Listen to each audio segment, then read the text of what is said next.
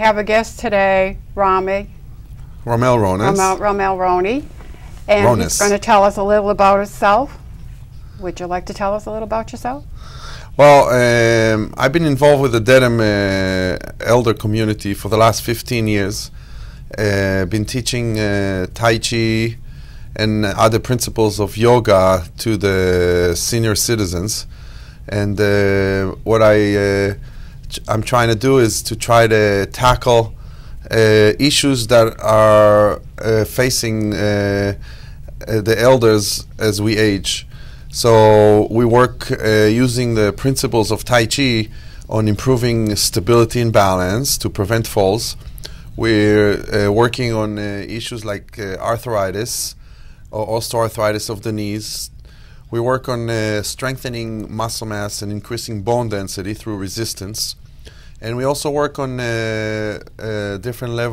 reaching different levels of relaxation to achieve the relaxation response, which is like a response that happens when your mind is really relaxed or meditative and being able to reach between awake and asleep.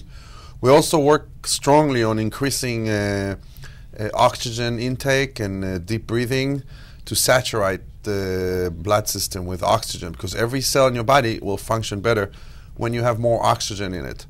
The classes are also taught with a little bit of humor and socializing, so people have an opportunity to talk a little bit to one another, and we also like to tell some jokes every now and then. So we keep it loose to make it not too strict and not too military. And my background is I came in 1983 to Boston to study martial art with a renowned master named Dr. Yang Dringming that had a school in Hyde Park Avenue. And I studied with him for about 25 years. And then I started applying the knowledge I have towards achieving better health and tackling goals, health issues or health goals. And I started working with the elder population, and over the years I developed an approach which is called unnecessary aging. So what it is, it's some things in our body, we age, but some things are unnecessary and we can prevent it or slow it down if not prevent it. So my program is focused a lot on dealing with issues, but also on prevention. And that's a key word that needs of each individual to invest some time and energy in order to achieve that success in prevention. Do you know when all that began? You know, who started the Tai Chi? Tai Chi is thousands of year old art that was developed in China. It was developed for both health and martial art. So when you see people in the park perform the Tai Chi, they perform a slow sequence of movement that also those movements are, the application of those movements is a martial application, but also has health benefits. And it was originated, like I said, in China, and the meaning of Tai Chi means grand ultimate. And grand ultimate refers to the fact that you're not only training the body, but you're training the whole system, so including the mind.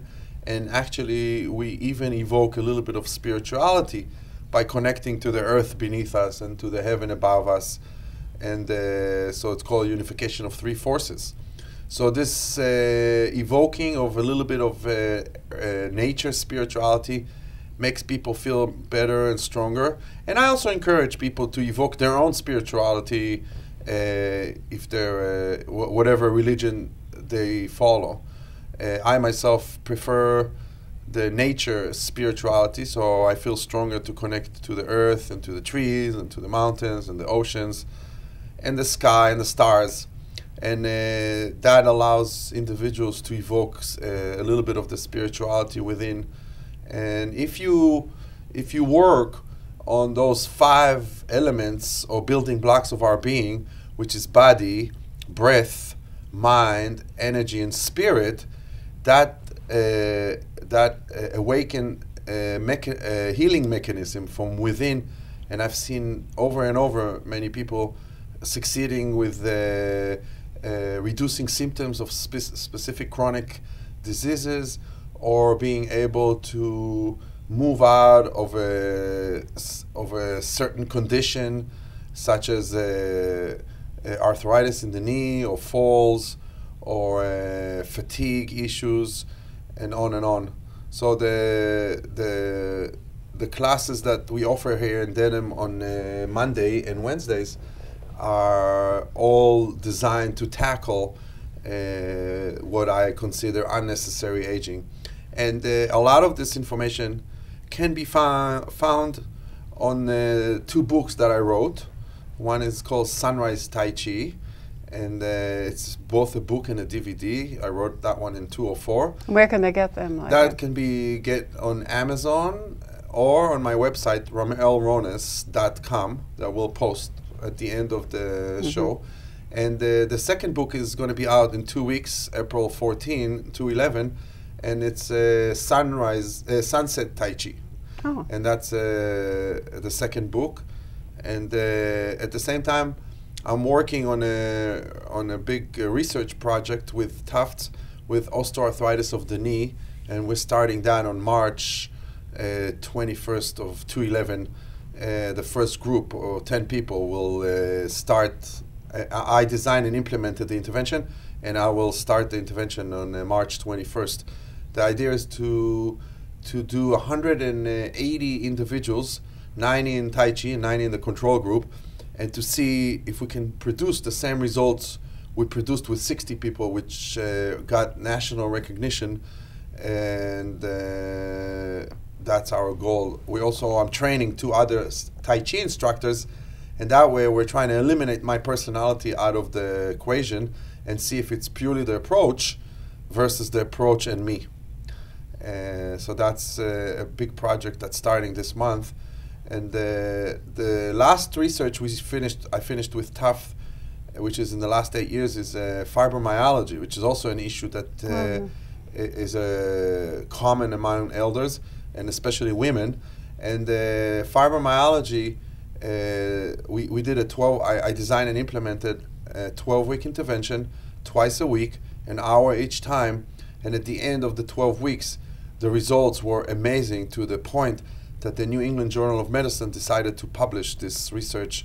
And it was the first Tai Chi publication in the New England Journal of Medicine ever to be published. So that was a pretty impressive benchmark for Tai Chi. And I'm hoping that it will get more recognition through this publication, and it will be more available to more and more individual, especially the senior population. Does that help hips? A lot of people have hip problems. Yes, one of the issues with hip and knees is that joint is it doesn't allow you to function to your best of your ability. So and when you reduce function and you lose independence, it also has scientific proof that it has a chance to lead you into depression. So when you have a hip issue or a knee issue, that restricts you from functioning and being independent, and that can lead to depression. The Tai Chi, what it does, it helps you strengthen muscles around the joint that is hurt, and allows the rest of the muscles and the rest of the muscles to take over the area that is being hurt or injured. Sometimes you have bone to bone in the hip or knee or in the knees, and in that case, people do need to see a doctor and hopefully get the surgery done. The surgery nowadays, I'm not a surgeon and not an expert in it, but from my witnessing many of my students going through it, looks like a positive experience. And people, I've heard again and again that people have said, why haven't I done it before and waited so long? But that's something that each individual has to do their own calculation. But the Tai Chi definitely strengthens and helps you to last a little longer with this specific condition. and also allows you to deal with pain through the breathing and tapping into the power of the mind. But the bottom line, when the bone touches the bone, people need to do the surgery. Some people are able to prevent the surgery by doing, of course, the cortisone shots, and that's another method of dragging the time until the surgery. And I think the biggest problem with the surgery is that the hip or the knee is only good for so many years. So if you're in your 40s or 50s, you have to take that calculation into account. So I have a lot of people that are coming and are trying to postpone this operation, and through working with the Tai Chi and the principles and technique from the Eastern arts, they're able to linger this waiting period a little longer. Every now and then you have people that is just inevitable and they have to do the surgery. And, so it's a combination of both. Is that beneficial after the surgery to have it? For recuperation, Tai Chi is an amazing philosophy or way of life because it embodies very slow movement. So if you have any leg issue or muscle or joint issue, that is the way to go about it. Not only that, you use chairs and the walls and tables to lean and help yourself to experience a lot of the internal skills or sensation that I encourage to experience. And that has a two-side solution. One, it allows people to do things slow when they're injured and not able to do things fast. And the other is to experience more internal sensation by eliminating issues like balance, by leaning on a table or the wall. So I use a lot of props and tools to help achieve individuals their goals. Some of the goals we do is we're trying to achieve a lot more flexibility, because with age we shrink and we get stiffer. So through our bones shrink, and the bones, we lose bone density as well. So I try to reverse this situation of being so stiff and tight. And I have a saying that I say, I'm trying to free individual from being a prisoner of their soft tissue. So the skeleton becomes prisoned by the soft tissue with age and time and lifestyle. And what we're trying to do through the twice a week we meet is to reverse this situation and free the skeleton and allow the skeleton to perform what it was potentially designed to do, and not allow the soft tissue to imprison the bones and the skeleton. And that takes a little bit, again, of time and effort. And we spend about half the class stretching while breathing deep and meditating. And then we spend a little more time on strengthening, because as we age, again, we lose a lot of muscle mass. And that lost is, if you don't use it, you lose it. And in Western medical society, this is called sarcopenia, which is vanishing flesh.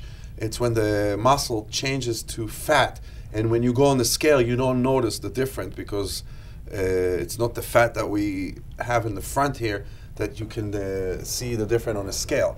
So this condition creates a behavior pattern of being weak and not being able to lift things or go up the stairs. And I think 20, 30 years ago, we accepted this out of the retirement or aging population. Oh, they're retired, so they're fragile. Old, yeah, that fragile look and weak was one that we accepted. And in the 80s, even maybe in the mid-70s, Tufts and the Hebrew Rehab and many other institutes around the United States started to show that actually by working with resistance, you can still increase the muscle mass no matter what age. And I've seen people in their 100 years old and still build up their body like a beach boy and having a lot of muscle mass and strength. And then the Tai Chi comes in to help with preventing falls and dealing with the joints with arthritis, while the resistance help increase the muscle mass and bone density. It's not just for elder. No, so that's what happened because of this modernization and people sitting so much by computers and driving cars and not having exercise anymore as part of their regular routine. This sarcopenia has been found among younger people in their 30s and 40s. So this element or condition is not only among the elders, but it's across the board. And so that is why Tai Chi is also great for younger people. And actually the class is a little bit mixed of people in their 40s and 50s, and about 90% of them are 65 and up. So I try to bring a little bit young people, and I encourage people, the elders, I encourage them if they want to bring their grandchildren or their children as guests or as regular students, they're more than welcome. Over the years, I did have a mother and her daughter, a father and his daughter, or so we did have two generations come together to the class. And what I do, I'm able to take different people and give them different instructions with the same exercise to lead them to different levels of performance. So if you do a stretch for the hamstring, I can have 3 groups of people doing a little bit differently, and one group will be the beginners, the second group will be intermediate, and the third group is the advanced. And if you come to my classes, you will see those 3 different types of groups within the same stretch. What about children that are into sports? Would that help them, you know, if they get hurt, you know, sort of? Again, this approach is excellent for a better performance, physical, mental, and as mental as well.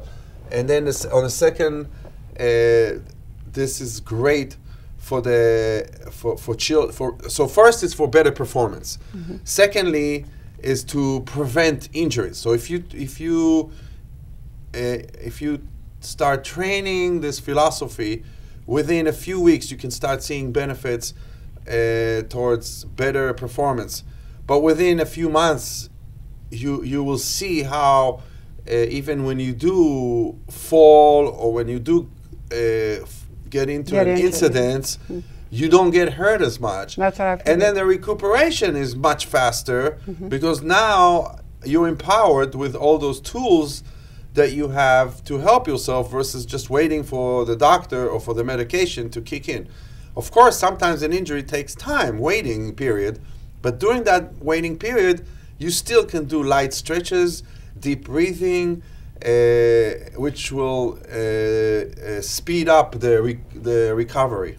So I would say the 3 things that Tai Chi or the principles of Tai Chi and the techniques are really beneficial to is A, to really increase physical performance and deal with emotional issues. B is to prevent injuries and debilitating disease from happening. And the third one is help with recuperation of injuries or specific chronic conditions or symptoms of specific diseases or chronic conditions. And you teach at the Council on Aging? Yeah, we have a class at the Council of Aging in Dedham. We meet on Mondays at 9:30 to 10:30, and we also meet in the Church of the Good Shepherd on Wednesday at 9:30.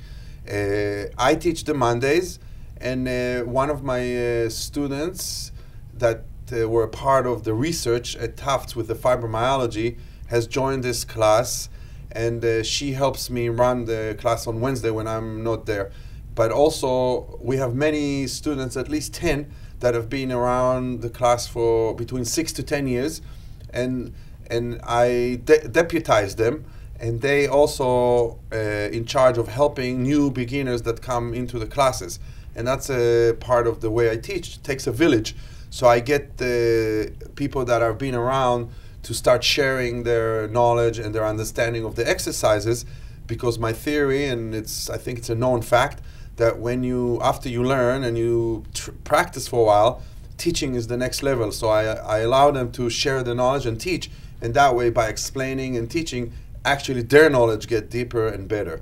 And also, I encourage it because I like to see the social interaction between people, because I know sometimes people are here in the eastern coast in their homes and it's snow and cold and they don't get to see many friends during the year and during the cold winter month, as well as family. It's not that easy here to see one another. So I use this time also to help people to get a little bit more acquaintance with one another. And maybe hopefully they can meet after class for a cup of tea or go out. And I encourage that as well if possible. Oh, takes a village. Yeah. Have you been to China where all this started? Yes, I've been to China, and I've won many gold medals there in my Tai Chi, in pushing hands. That's the fighting of Tai Chi. In Ti Dao, it's a big sword, saber sword. And you can see all of that on my website, ramelrones.com, or there's Ramel Rones on YouTube account. It's Ramel Rones 123, and over there you see a lot of the clips from China and the different lectures I give and given presentation that I give. So I'm also a little bit on the lecture circuit, and I move around institutes and I share the theory and the basic principles and techniques from the Eastern arts and how they apply to the different conditions, if it's cancer or arthritis or fibromyalgia or cystic fibrosis with teenagers. It's a project at the moment that I'm starting with a nice team at Children or Brigham Hospital. And so there's many application to the philosophy of Tai Chi. One thing I would like to say is that people tend to think that when you say Tai Chi that it's only this form of movement that people see in the park, but it's not. Tai Chi is a whole philosophy which, as I mentioned before, embodies focusing and fine-tuning our 5 major building blocks until fine-tuning is not needed. So you're talking about the body, the breath, the mind, the energy, and the spirit. And each one of those building blocks needs to be dissected and emphasized. So if the body, we worked on balance between strength and flexibility. We work on preventing falls. We work on aligning the skeleton and learning alignment, massaging the internal organs through movement, and strengthening your walking and learning how to walk correctly and how to function physically correctly. While in the breath, we learn how to be deep breathers, because most people are shallow breathers as it is. We sit all day there like this. How often do people take air in? Not that often. I always joke, I say, if you don't run and hunt your food anymore, and you don't run away from other villages, or you don't do 3 to 4 times a week cardiovascular, you're really a shallow breather. So you need to make a conscious decision and start dragging the air in throughout the day. I even try to encourage people by telling them, because I know people love money, that it's like a saving account, like every inhalation is a deposit. Oh, you went to the bank and deposited another deposit there. Right. And hopefully that will convince them. I also say maybe you have the Rami parrot on your shoulder that say, breathe deep, breathe deep, breathe deep. Whatever it takes to make this conscious decision. But it's interesting how we make that decision. I'm going to breathe deep throughout the day, and 5 minutes later we forget it. So you have to trick yourself. You have to say, okay, when I sit at the computer, right before I start, close your eyes for a second and start breathing deep, and then work, and stop maybe every half an hour, just take a few deep breaths. When you go in the car and you close the door and you put the radio and you put the key in, you stop for a second and say, that's a sign to breathe deep, and you start breathing deep. At the light, you breathe deep. The best one is when other people talking to you. They're going to say the same stuff anyhow. You already heard it, but you need to be polite. So you look at them and you nod your head the way you're doing now, but you breathe deep at the same time. Try it. Breathe deep as I'm talking. I have done that, yeah. Yeah, so you don't waste your time. That way I'm talking, you're listening, you give me your attention, and you're still breathing deep. So it's much more beneficial to you. It is very relaxing, yeah. And then you may have people say, what are you doing? Because you look weird that your ribs are moving suddenly, and that should look normal versus looking weird. So you just tell them, I'm breathing deep, and that's something that we all should do. The other thing I encourage people to sit straight, for example. So we all slouch, we all sit like that, and then we compress the organs and we compress the lungs, and we utilize only a third of the lungs. And as I said before, it's really an important behavior pattern. We want to bring as much oxygen into our system to saturate the whole system with oxygen, because that allows the body to be more oxygenated, and it prevents a lot of sickness, and it also upgrade every cell in your body. So sitting straight will allow you to utilize better the lungs. As you can see, furnitures are not designed for us to sit straight. They're actually going against this element or behavior pattern. So we have to find tricks, like maybe you stick a pillow behind you, or you find better furnitures that are a little more healthier for your spine. The other thing is also to balance. I'm not saying you can not sit and slouch like this. You could, but then you need to balance it with stretches. And we have one stretch, for example, I call it iron yourself on the wall. So you stand straight with your face to the wall. And that's a great stretch to do twice a day, morning and evening, to balance a lot of this furnitures or the car or couches that force us to slouch like that, and not and giving us, it's very help all the difficult tension we have in our life too. Yeah, and that tension, there's emotional tension, of course, but this is considered also physical tension. So there's a misconception sometimes when you say being relaxed. People think that being relaxed is just letting go on the beach and drinking a margarita. And it is true that it is a form of relaxation, but that one is also a mental relaxation. That's a temporary one. Well, but it's also mental, because the body's collapse and it's not relaxed really. So you want to, so there's 3 levels of really being relaxed. There's one, you look relaxed. Someone say, oh, you look so relaxed, and you're inside, you're a mess. And you say, I look relaxed, I don't feel relaxed. So that's the basic superficial level, look. The second level is I feel relaxed, and feel relaxed is the incidents or the that I told you on the beach. You're sitting, you're drinking a margarita, and your body's collapsed, but mentally you're relaxed. And the third level is sense relax, and that's the deepest level of relaxation, and that's both on a mental and a physical level. And so physically, you need to have some strain or force to achieve this relaxation. So you lengthen the spine using the back muscles, and that's an aligned spine, and everything, the shoulders drop, the head suspended, the face relaxed. So you can see that this, even that it's, you need to invest a little force, that is the more relaxed physical posture than this one. So sense relax, it's a combination of physical relaxation and then using the breath to quiet the mind for the mental relaxation. So, and that's the deepest level of relaxation. And I encourage my students at DEDM and everywhere else to find a time throughout the day and create an area for yourself that is warm, that doesn't have, in the winter, cold breeze, doesn't have a phone, doesn't have any interference.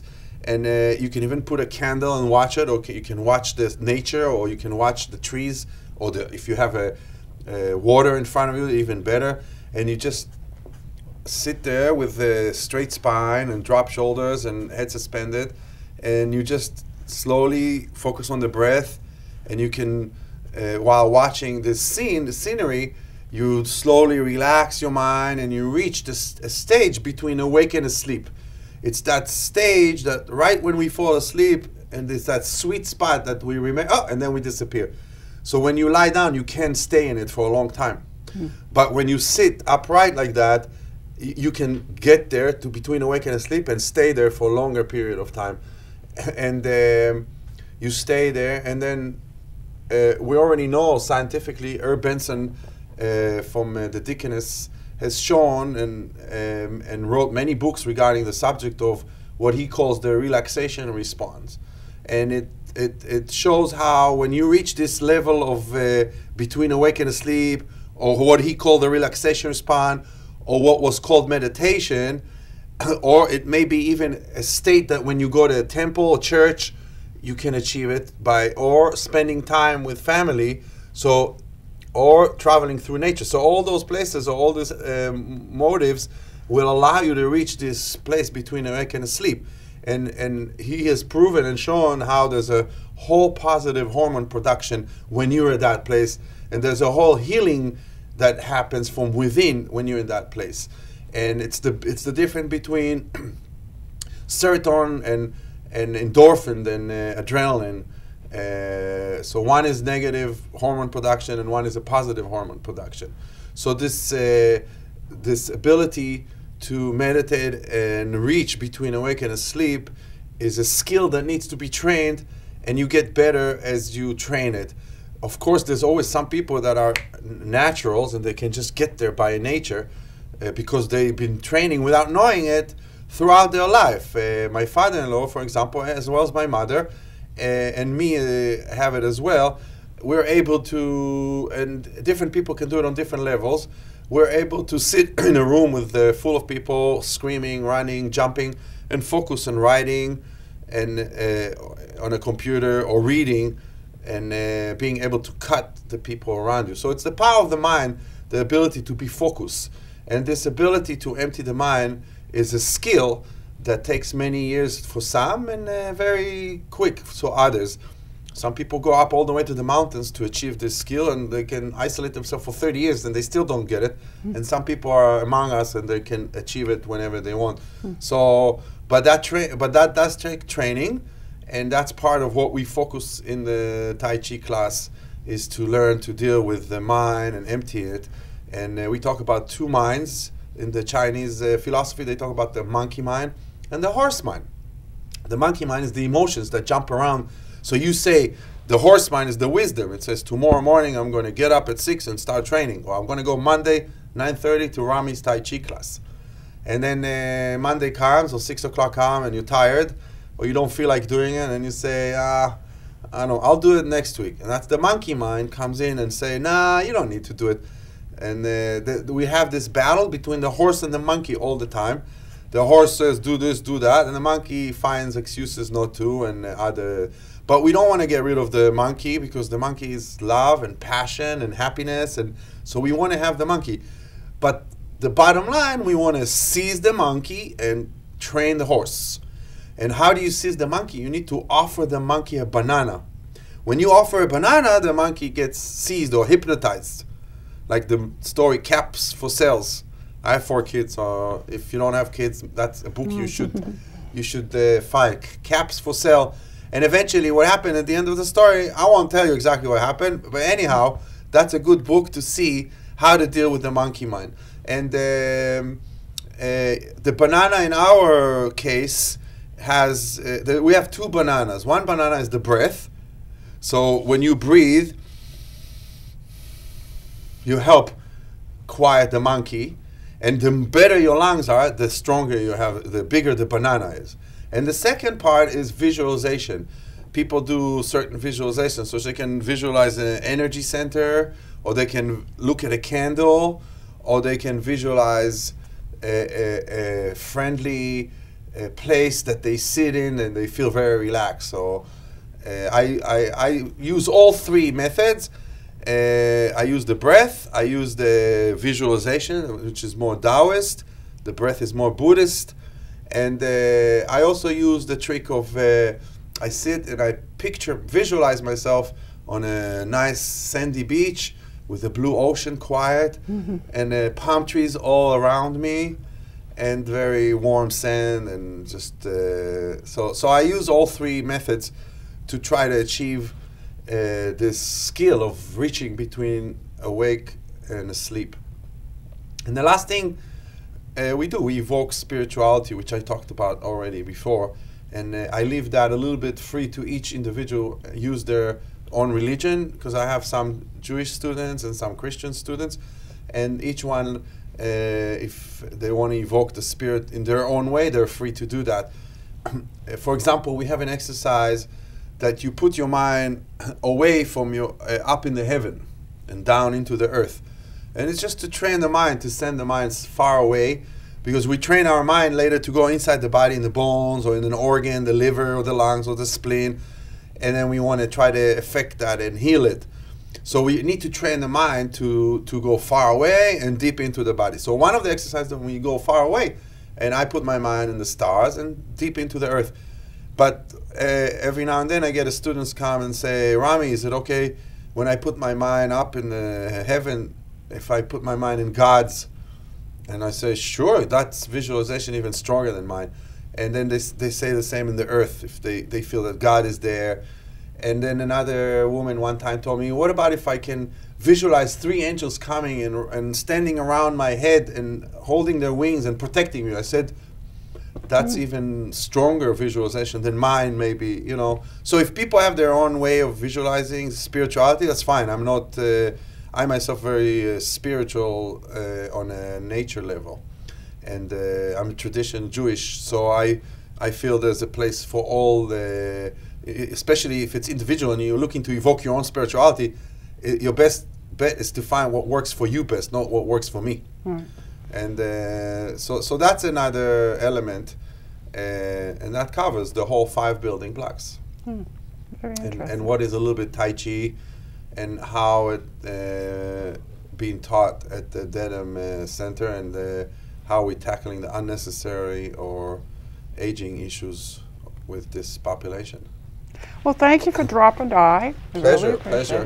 And breathe deep and keep your spine straight, and come to the Monday class to do Tai Chi. Yeah, well, I've been up there on the desk, remember? Yeah. Yeah. Thank you. Okay.